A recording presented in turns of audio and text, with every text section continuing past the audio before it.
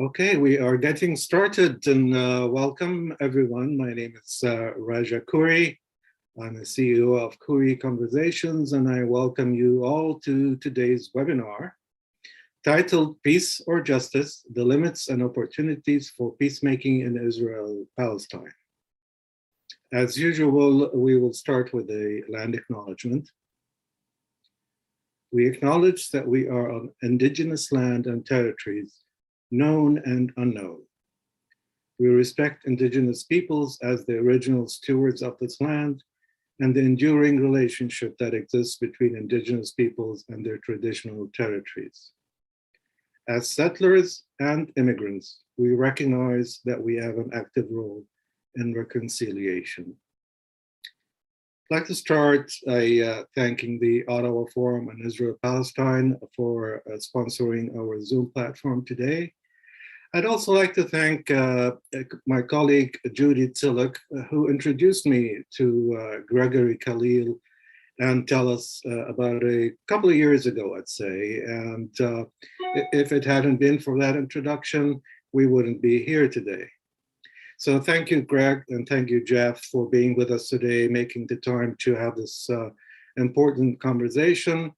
And of course, the biggest thank you is to our participants today, and a special welcome to participants tuning in from the United States, as it appears we have a substantial number of them with us today, which is fantastic.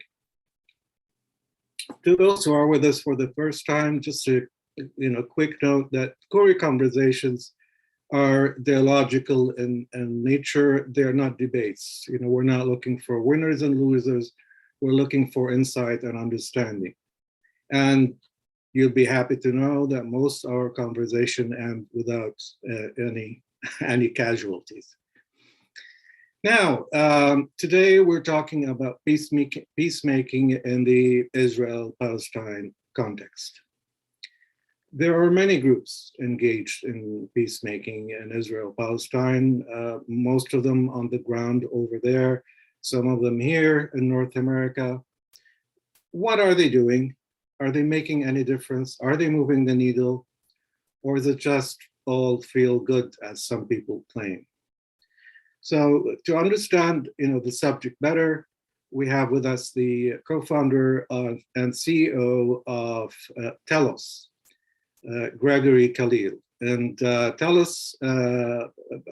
Greg and our American participants need to know that we have one of the largest telecommunications companies here in Canada is named Telos with a U.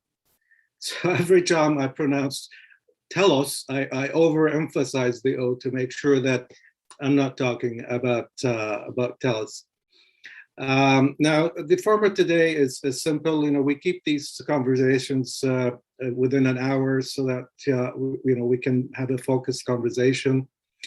So Greg and Jeff will both have a sort of short presentations, giving us their perspectives, and of course from Greg we are looking forward to hearing about how Telos works, what's the model like, what kind of impact it's having.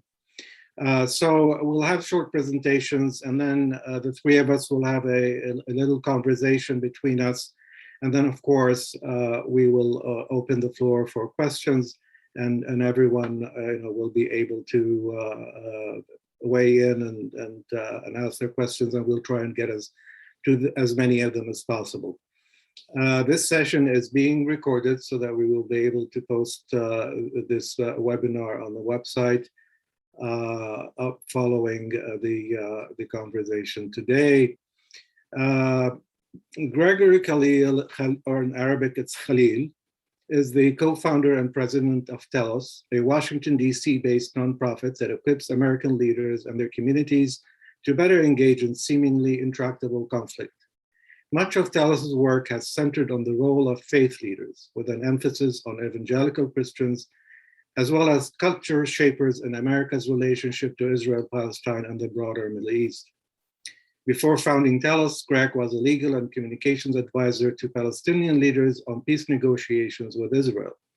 Greg also is a founding member and chair of the board of directors of Narrative 4, a global nonprofit that seeks to use story and media to cultivate empathy across divides.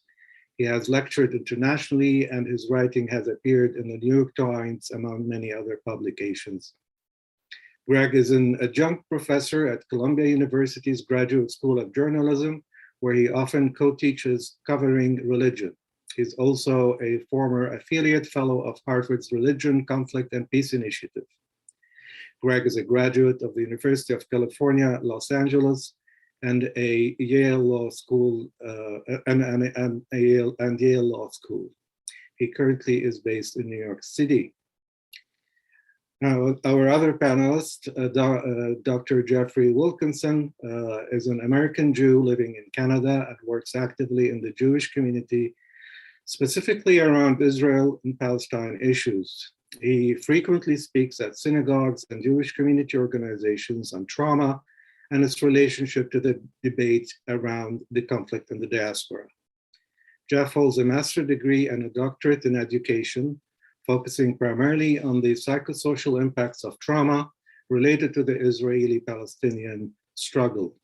His doctoral research is called, and it's a long one, so I'm gonna take a deep breath, Israel-Palestine Engagement, a multi-directional study of collective memory through an analysis of trauma, identity, and victim beliefs. This study brought Palestinians and Jews together to experience each other's stories, building bridges to the other. As a longtime educator and facilitator, Jeff has worked in the field of human rights and social justice for 3 decades. He was the equity officer for a large Canadian school board and is a widely recognized trainer of social justice and human rights education and teacher education programs across Ontario. He currently consults with several organizations in a variety of areas, including navigating challenging intercultural and interreligious conversations. Welcome both. And Greg, we're really looking forward to hearing about your work. I know some about it, and I'm excited to learn more. So please, get us started with a overview of Telos and the model and the impact that it's making. Sure, Raja. I mean, it's such an honor to be here with you and Jeff, and it's been a true honor getting to know you. And I see so many friends, some I haven't spoken to in years, attending. So I'd love to reconnect with many of you and make some new friends after this call. Thank you for this incredible platform. I want to just start with peacemaking because you asked this question, are these efforts effective? And I think it's important to say what we mean by peacemaking. Peace, justice, these words are big words, equality, equity, but they often lack real definition. And depending upon the values that we're trying to embody or express, how we express that is key to assessing the utility of certain efforts on the ground and their effectiveness. For me personally, peacemaking is a word that I really bristled at for a long time. I had very unserious associations with it. As someone, I was born and raised in San Diego, California, but my father is Palestinian and much of my family still lives in the Bethlehem area. And I grew up sort of seeing peace process, peacemaking as words that were twisted to obscure the reality of my family on the ground.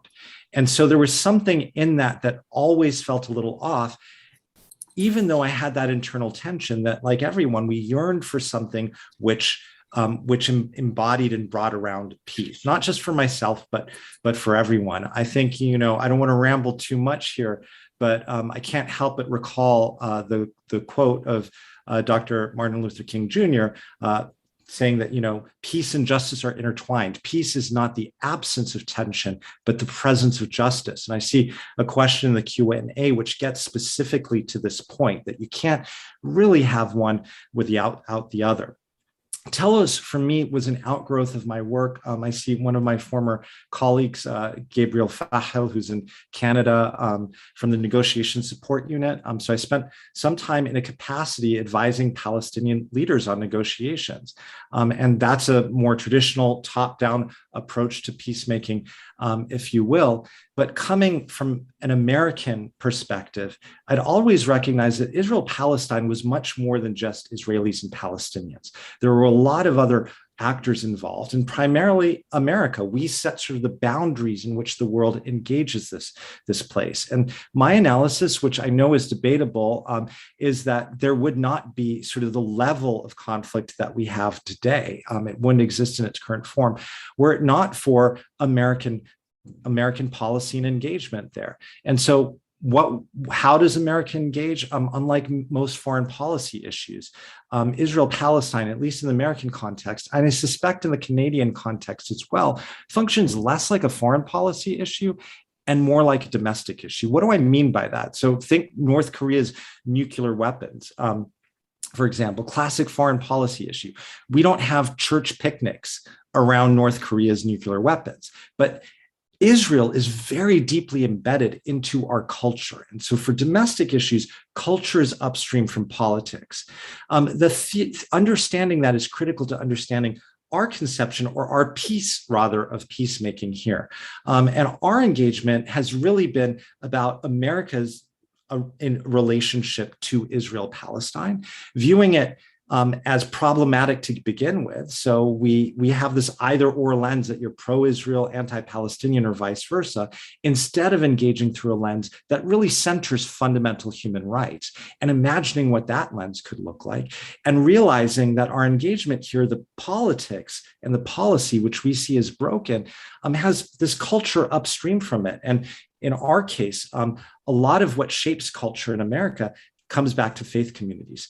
So what we set out to do a little over 13 years ago was to shift this lens and to invite a lot of people into a new conversation or a different conversation through a lens that centers fundamental human rights for Palestinians and Israelis.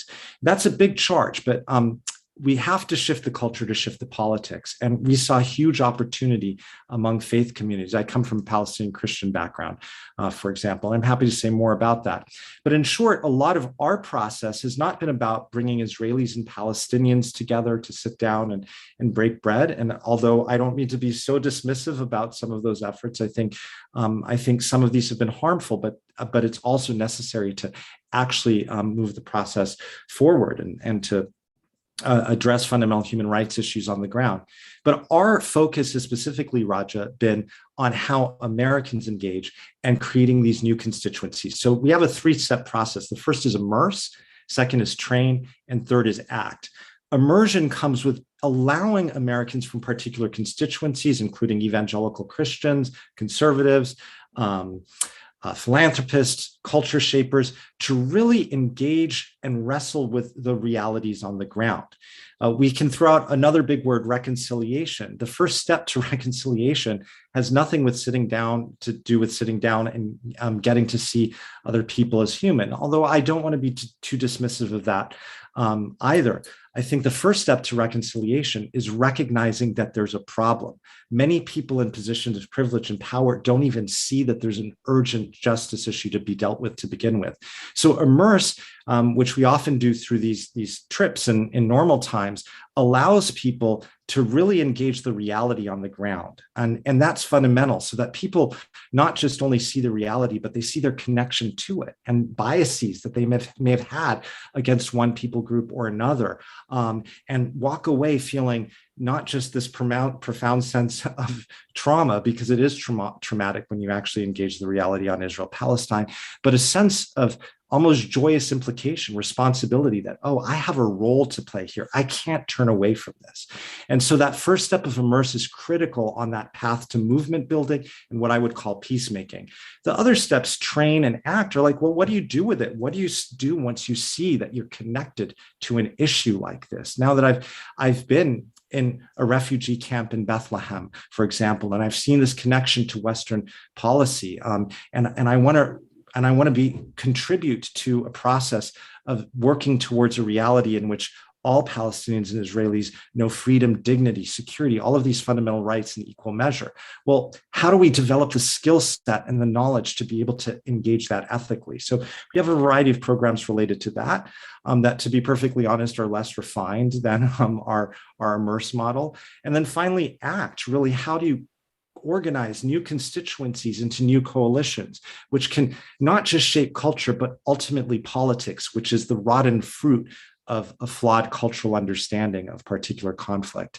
I'm going to pause there, Raja, because I know that was a lot. And no, that's great. When you said shaping, you want to shape culture, you want to shape politics towards what exactly?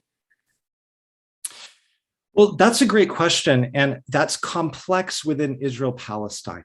The reason that's complex, and sorry for the terrible analogy to American football, which is a sport that I've never engaged and don't watch, but we have football, touchdown, end zone. What soccer? The goal, all of this, but thinking of a sports analogy, right now, to be perfectly honest, we don't have sort of an end point in this game on which we agree upon. There was a point in which there was international consensus around the two-state solution. And a lot of people still talk about that. And when I worked on negotiations well over a decade ago, that was our North Star. Whatever you think about it, how unlikely that outcome may have been. But even then, there wasn't a real agreed upon definition around what a two-state solution would and could mean. And we saw these spiraling, horrific realities on the ground that were militating against the possibility of ever enacting that. So the question is important. And I want to be clear, but I think it's also to bring some nuance in here, because right now, the possibility of a two-state solution is remote in the most generous of euphemisms right now, even if that's sort of the aspiration that we some of us might be working towards. And you're pushing towards a new horizon, a different horizon. What? Well, not necessarily. There isn't consensus on that. What we are trying to center our core values, human rights here, because the measure of any successful solution in Israel-Palestine, of any sustainable reality, whether it's two-state, one-state, confederation, 6 states, is how well it maximizes freedom, dignity, security for both Palestinians and Israelis in equal measure. So if you get sort of what's the measure?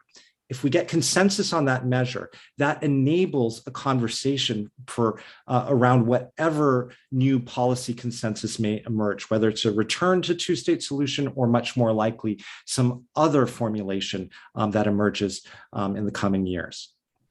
And in terms of impact, I think you've been operating for about 12 years.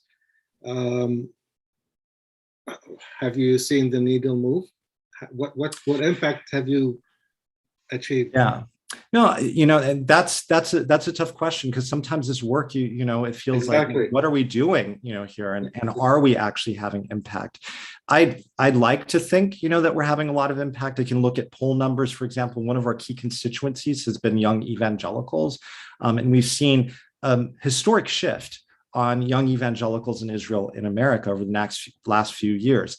69%. Just a few years defining as pro-Israel. That number in 2021, end of 2021, is down to 29%, with a plurality identifying support for both Palestinians and Israelis. That has not translated yet, and we have not been able to organize that into an effective movement. And I also want to be very clear that we're not claiming credit for all of that. There's some bigger shifts happening within Christianity, specifically evangelical Christianity here in America and globally, that I think are contributing to that, and sort of the lack of support and energy in younger generations for any Christian nationalism, whether it's Christian Zionism or other forms of Christian nationalism that we see on the rise. But I do also, I do point to that because we've taken hundreds of influencers out who speak to millions of this particular demographic. And there's a lot of work done with engaging this demographic on the ground by Palestinian Christians for many decades, by the way. I don't want to minimize that. But we've taken these folks out, they've seen a different reality, and they've come back and they've engaged a different story with their communities, sometimes privately, sometimes publicly. And I definitely think that has been a contributor as well. Yeah, I was looking at your website and I saw that a number of the people engaging in your programs have ended up writing books, novels, songs, and poetry, and all kinds of expressions, including the book "A Paragon," I think it was called. Yes, by Colin McCann. Yeah. Which was very highly reviewed, and I understand it's being made into a movie by Spielberg, if I'm not Yes. mistaken. Well, that's impact. That is impact. It is, and it's not sort of the kind of feel-good impact I think that many people might want to have. But from my perspective, remember, one of the greatest powers in the world is the power to set the agenda, the power to say what values are we holding ourselves accountable to. Growing up Palestinian in the States, I can tell you that the Palestinian narrative is one that has been consistently gaslighted and rejected. So much of my life has been, well, Palestinians don't exist. You're an invented people, or this kind of like patting you on the head. Well, there's this long Jewish history of the land of Israel, but your claim is less compelling, which of course is problematic on so many levels, not just from a historical claim, but what does it mean about our endorsement of fundamental human rights? And so what I'm trying to communicate, Raja, just this one small idea here, is that sometimes the bigger win in movement building is actually moving the culture to a point where everybody has to hold themselves accountable to the fact that Palestinians are human beings too, that we cannot be exceptionalized as not deserving of human rights and Israel above sort of protection of human rights. And that moving this desire into the center of our culture and our institutions, whether Christian, Jewish, Muslim, secular, whatever it is, holding ourselves accountable to those fundamental values. That may not clearly define our North Star, but that's going to create the conditions whereby we can finally substantively work to addressing what is fundamentally a human rights problem. Thanks for that, Greg. And we will have you back one day soon, hopefully, to talk about evangelical Christians and their impact on U.S. policy directly, historically, and how things might be changing. I think that's a topic on its own. I'd like to bring in Jeff, who is my close friend and colleague, and I jokingly call him Dr. Trauma because he's the trauma expert, and how. And I'd like us, to benefit, Jeff, from your, knowledge of this field and how it relates to peacemaking, and what are the psychological barriers and issues to take into account for people, like Greg here, who's, getting his hands dirty in this work. Sure. Well, thank you very much, Raja, and thank you. Greg. It's been an absolute pleasure to start to get to know you and your organization. We're big fans. Raj and I are big fans of what you do. So to start with, I guess, to be able to answer Raja, or to be able to continue the conversation that Greg started, is what I'd actually like to do is talk a little bit about the limitations and possibilities of peacemaking from a cognitive perspective. So we have a somewhat sort of working knowledge, most of us, that we have this thing inside us, which we call the brain, and we think of it as a sort of magical computer that takes in all kinds of information and then computes it and understands it and spits it back out again. But it's really it's a lot more complicated than that. And it's largely this thing that we call cognitive is primarily driven by emotion.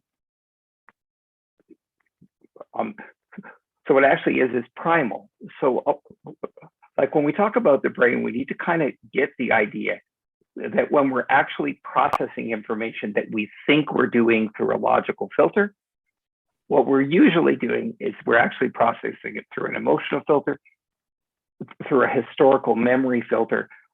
We're relating to other things. So the brain is kind of a magical processor that what we actually call it is schema. It sort of sees patterns. and it builds patterns. And that's absolutely fabulous to learn a skill like building a box. But it doesn't work so well when it comes to building things like peace, because what we actually do, all our patterns are the familiarities that we're actually accustomed to. So our pattern making, our brain pattern making, is very commonly tribal, childlike. It comes from a basic sort of instinct of survival. You know, is it going to work for me? Is it going to work for my tribe? So what actually happens in pattern making, we think usually that we have this sort of what's actually called the system one response, the sort of the feeling, the emotion, the immediate, almost involuntary response to anything. But we have this magical thing called the prefrontal cortex, and we take it through that, we logicize it. But there's a bit of a glitch because what actually happens usually is we use our logical process to actually tell us that our emotional process was right. So what we actually do is codify our emotions into logic, which can be a real barrier to an important part of peacemaking, which is deep discourse and dialogue. Because when we are supposedly listening to learn, we're often listening to respond, because we're looking for patterns in what the other person is saying that's fitting to what we already do. So I think it's really important to sort of think about that. And I actually, in a couple of minutes, maybe Greg, you can sort of feedback how that works on the ground in the work that you do and how you see that happening. That sort of natural, sort of involuntary resistance to the other, and and also to the other's needs. So the second part, very briefly, I want to talk about is I have the same sort of struggle that you started with, Greg. That, is peacemaking sort of this wonderful Western fantasy about how we're going to go and civilize the uncivilized other and fix them up. And we're not actually going to recognize that it's our behavior that created the situation that they're in the first place, and that we need to actually change. So we talk about peace and justice. And I think that all of us recognize that there can't be true peace without justice. I think that most Jewish progressives certainly recognize that the biggest true impediment to long-term Jewish survival and safety, actually is a lasting peace. But that doesn't seem how we act. We seem to act more to promote our concerns and our needs and make excuses for our behaviors and treatments of the other. Okay. So what I actually like to do is, I'm almost done, Raj, I promise. Okay. So what I actually like to do is to be able to investigate this thing is, when we say there's no peace without justice, do we mean it? Or is it more of a phrase that we don't actually use, that we don't actually operate from? Thank you. Thank you, Jeff. As expected, two very sort of deep questions. And of course, as he was speaking, about 15 questions popped on my mind, and our participants are already sending a lot of questions and comments. So, in the next half an hour, we're going to try and answer as many of these questions as possible. So Greg, Jeff talked about two things, or asked about two things. How do you deal with the resistance that people have, and the other one is, from coming in from the West and our perspectives here, trying to fix other people's problem without recognizing the role that we played and continue to play and these problems. So as quickly as possible, if you could sort of comment on these two. I'm going to start with the second point very quickly, and then come back to the first with a strategic frame. So the second point, like, how do we as Westerners, and I include myself in that, I called myself Palestinian, and I share a common Palestinian experience in so many ways, that I view and participate in culture and engage the exterior world. But in more ways, I'm dissimilar to the majority of Palestinians, say, living in Gaza or refugee camp in Damascus or Beirut, who face very different realities and choices and opportunities in their life. So I just wanted to name that because I live a very, very, very privileged Palestinian existence. And in fact, I'm, primarily, I make most sense in America. But the question about like, okay, can peacemaking be colonial, for lack of a better word? Absolutely. And so much of, the history, I do a lot of work with conservative Christian communities, you have these missions, which are colonial very much in original conception and sometimes still today. But one of the key practices of peacemaking, and we work to actually really define this and codify this, at least so you know what Telos' view on the subject, that as universal principles across all our issue areas, we work in issues besides Israel-Palestine, for example. One of the key practices is to self-interrogate and advocate. This idea that if we're going to advocate externally, the first place we have to start is with ourselves, with our own biases, with our own access to power, with our own role in whatever issue that we're engaging. So I think that's critical. The first point, just sort of about what this process looks like on the ground. How do you deal with resistance? I want to make a small strategic point because I'm guessing that almost everyone on this call is concerned with Israel-Palestine. I want to say that what we are missing right now, and it's not to the detriment of sort of a rising progressive voice in American culture, for example, that is for human rights, which I think is a positive. I happen to be a political progressive, even though my team and the network that we've curated, most members wouldn't fall into that bucket. But what I want to say is there's a missing constituency that we need to build and to create if we want to see lasting change. This is the Holy Land, the people who've cared most about this place and the people who have the potential to care. This is just a basic point of realpolitik, happen to come from faith communities. And so my co-founder, Todd Deatherage, for example, is an evangelical Christian from Arkansas who was a senior Republican official in the US government when we actually met. I promise you that there is so much we fundamentally disagree on that I care passionately about and advocate for passionately about. But there's also a lot that we do agree on related to Israel-Palestine. And if we are going to create or to bring about a healthy readjustment of our role as Americans or as Canadians to this part of the world where it's not half a world away, we've imported it into our politics and our culture, and we're a key driver of what happens on the ground there, then we have to recognize that part of the missing equation is something that transcends many of these very real divides of faith, divides of worldview, divides of politics.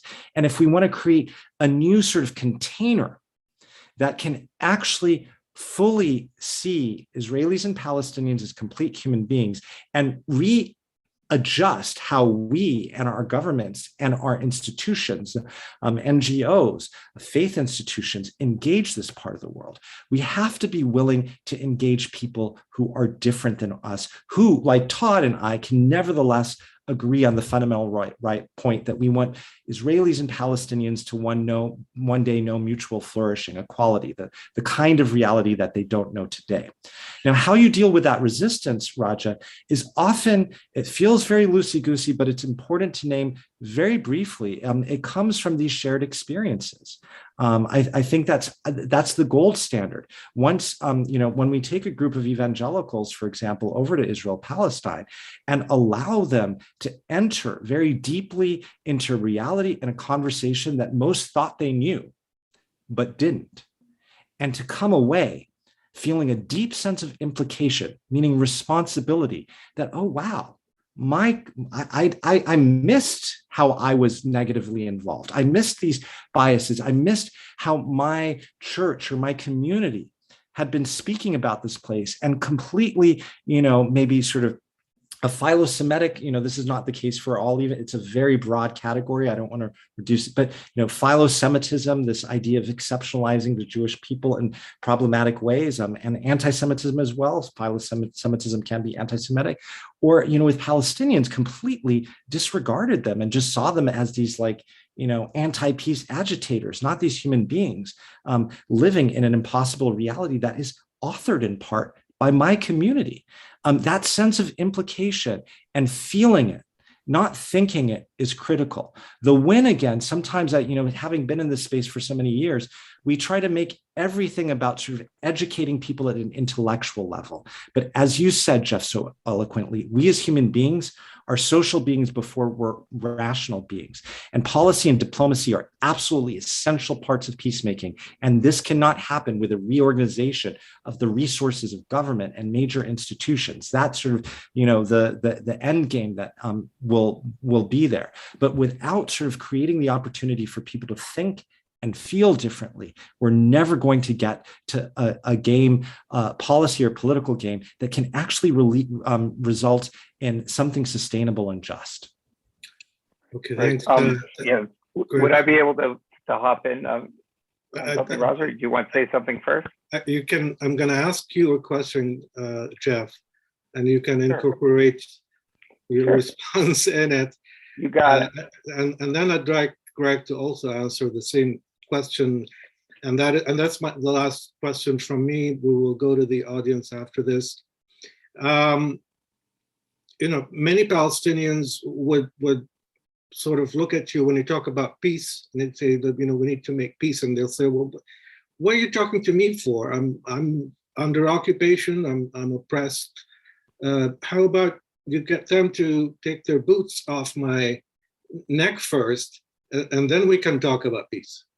This is not an uncommon sort of reaction from Palestinians. So, Jeff, could you respond to this first? Sure. I mean, yes, it's not an uncommon reaction. It is a particular challenge in the Israel-Palestine milieu. So I'm going to kind of ask with Greg along with that. I think I can piggyback together on it.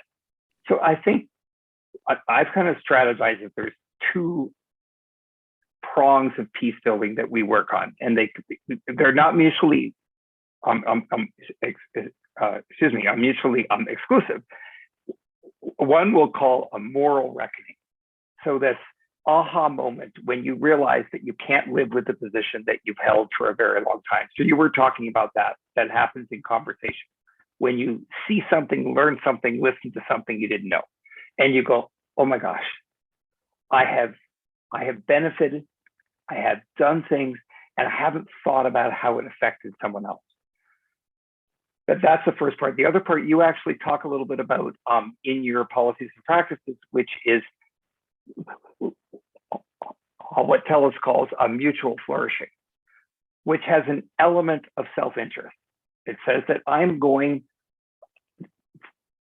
need the other to flourish because that's going to help me also flourish. So I see those two prongs together. And I think for Palestinians, they're saying, how can you talk about this sort of mutual flourishing when, exactly as Raja said, you have your knee on my neck? So I sort of feel like we have to begin with the moral reckoning, except I recognize from a cognitive science perspective that we're not that good at that we usually will have our tribal urges sort of overwhelm our moral consciousness. So I'd like you to also sort of talk a little bit more about how you deal with that. And maybe we could frame it a little bit in the response to this week's Amnesty International report, which some people have asked about in the Q&A, that it seemed that let's deal with that question issue that you raised, because like you said, a number of people are talking about the Amnesty report, and that will be our next point. So Greg, if you can quickly just respond here. Yeah, sure. I mean, I think, again, this comes back to what we think of as peacemaking. I don't think of peacemaking as only dialogue between two opposing parties. We define peacemaking as collaboration across lines of difference for the common good. And so that includes everything from diplomacy, negotiations, to the human rights activists on the ground who are out there every day risking their bodies to change an unjust reality. And I also think the departure point of peacemaking has to begin with understanding there's a fundamental justice point that needs to be addressed. So peace and justice are intertwined. And sometimes, our tendency is like, Rodney King, Black motorist in Los Angeles back 1991, I think it was believed, can't we all just get along? This is often, taken to be this sort of like light, sort of condemnable sort of form of peacemaking, where it's just this idea, and that's not, I don't think, what he meant, but it just became emblematic of the, kumbaya, sort of this very hakuna matata, this very thin idea of peacemaking. I don't think is what we're talking about. So I do think there is a reckoning involved in a way, but how do we get from here to a place of mutual flourishing? The thing that's missing right now, I think, at least in our culture here, I'm not trying to tell Palestinians that you need to talk to anyone or you need to engage in a particular way. I think that's highly problematic, given the fact that none of us on this call, to my knowledge, are living in this extreme reality in which so much agency is divested of folks. But what I am saying is that all of us, as we are connected to this reality, we have a role and a responsibility to have transform it. And when I say we, I mean really, literally, everyone on this call who believes there's a fundamental justice issue concerned. And so as we define what we are doing and who we are together, I think it's important to define that North Star. My family's land is currently being taken by an expansion area of an Israeli settlement in occupied East Jerusalem, Har Homa. Like, is it justice if my family gets our land back and then the Israeli Jews living there are living in the situation that my family currently lives under? No, that's a flip. That's a reversal of an unjust situation in which one party just occupies a different space in an oppressive system. I'm not trying to win within an oppressive system. I want to dismantle an oppressive system. I want to join folks who recognize that anti-Semitism and Palestinian human rights are not opposed. These are two common struggles that we need to be joined in, working together. And so there is a common outcome in which there's not just a moral point to work towards, but all of us together have a shared self-interest. And that's sustainable. The reality of our existence as social beings is that we are self-interested and that our tribes, our identities are interconnected.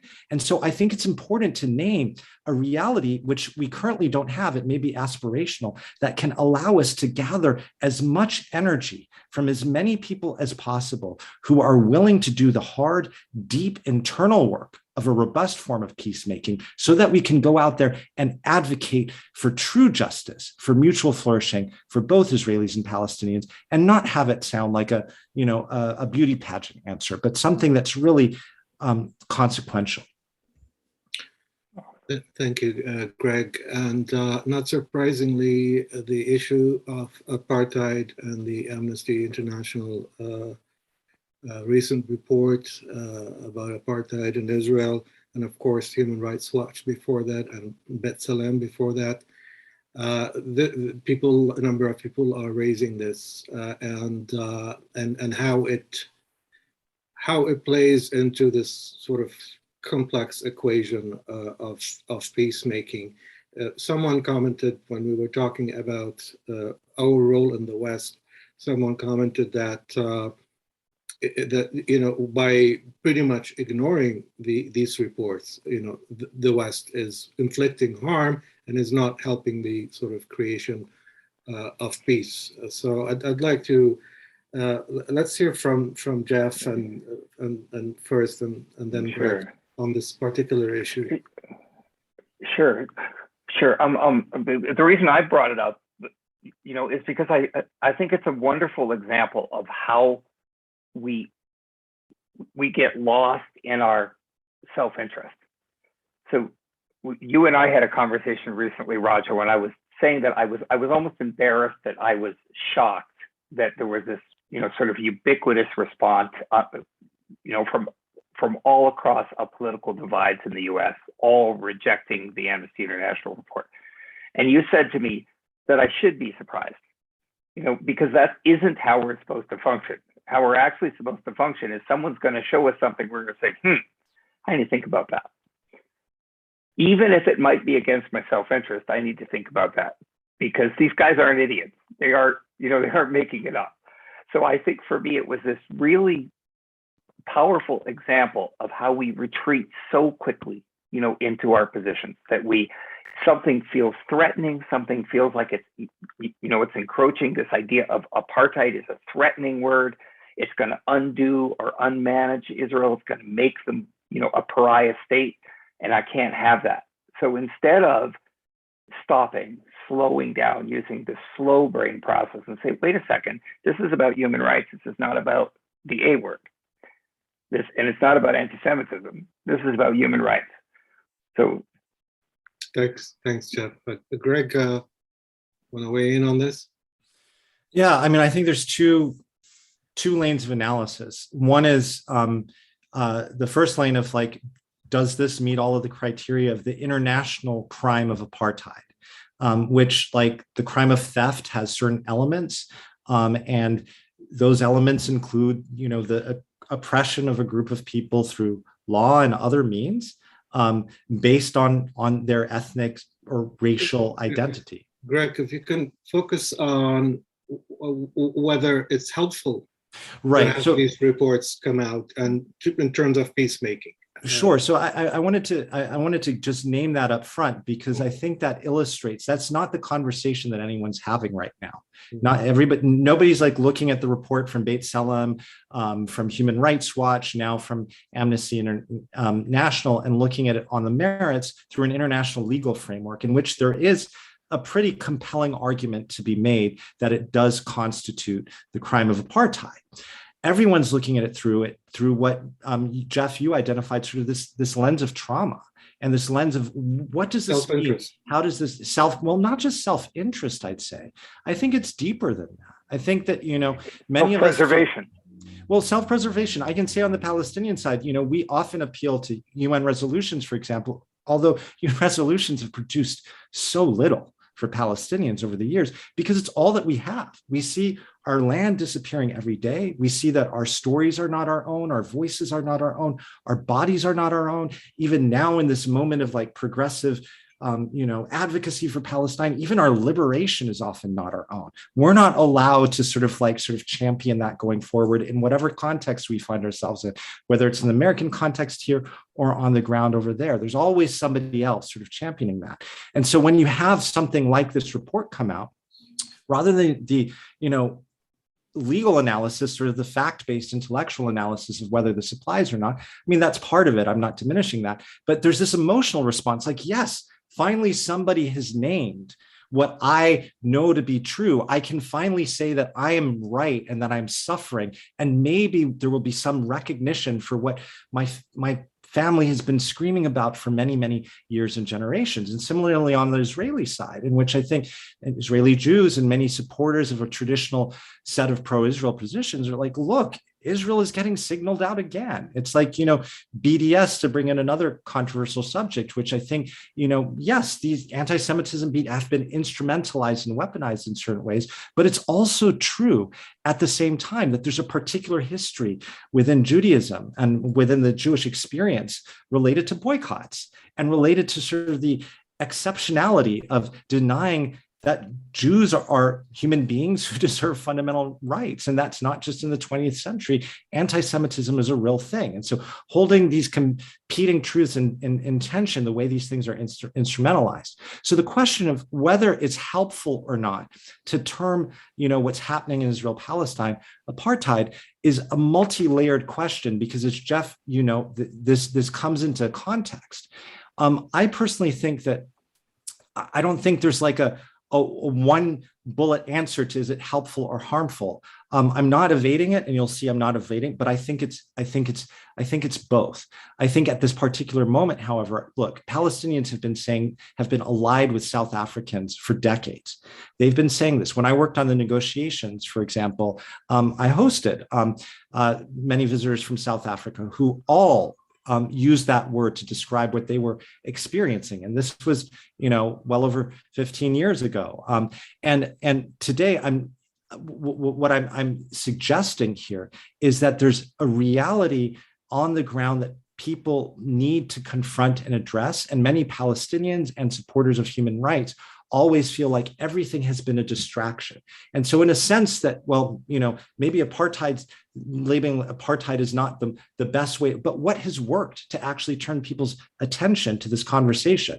The counter argument to not, looking at these reports is to say that, well, this is going to turn people away and they're not going to listen. And that is actually true for some people. But in the larger scheme of things, I do think it's important that within that, we start working to actively turn our attention to the reality that needs to be resolved. And as long as there is this justice issue on the ground in which one group of people rules of another, there's no sustainable security for everyone long term. Yeah, I think you've answered one of the questions I was asked, who decides what justice is, and I think you said it earlier. When you have dignity, security, human rights for both Palestinians and Israelis. Am I correct, Greg? I'm sorry, I missed the question. I think you've answered the question about what is justice here. When you talked about dignity, equality, security, human rights for both Israelis and Palestinians. Yeah, well, I'd also link justice very much to process. There's substantive justice, which is sort of rooted in fundamental human rights. But how do we define justice? Who gets to define justice? My belief, and this is the way that Telos operates, even though our primary beneficiaries, if you will, are Americans engaging the Israeli-Palestinian conflict, is that, we need to create tables not only where everybody has a seat at the table, that's equality, but where everybody's an equal shareholder. They own the table. That's equity. And so that's really difficult in practice. And, don't presume to be an expert on all of this, but what that means is that we are co-creators of what it means to be just. We can't just it can't be Greg Khalil's perception of justice when I'm living in a community with all of these other people. There are fundamental universal standards that we should appeal to and hold ourselves accountable to. But everybody ultimately needs to recognize that we don't all only deserve a seat at the table, but this is our shared table. And so the process by which we define justice is important. Greg? Sorry, Jeff. Would you be, I'm going to try one thing here. Would we be able to kind of talk for a minute? I think it's an interest, just from reading the questions, is if we look at the situation on the ground, I think one of the challenges of this peace, a justice paradigm is that we're talking about peace as a solution, as a land sharing operative. We'll give you this, you give us that, and we'll all work it out. What we're not talking about, is the Gaza blockade. We aren't talking about checkpoints. We aren't talking about loss of power and loss of water. We're not talking about the fundamental pain of the violence. You even talk about, in your policies and practices about violence, about being nonviolent, where the occupation itself is violent. Right. But just for a couple of minutes, could we kind of get into the brass tacks that peacemaking also requires us to respond on the ground to the needs of the people that we want to make peace with? Right. I would actually argue we are talking about all those things. So I'd push back a little bit. Okay. Peacemaking requires that we see these realities with open eyes. We can't just sort of work in this theoretical realm.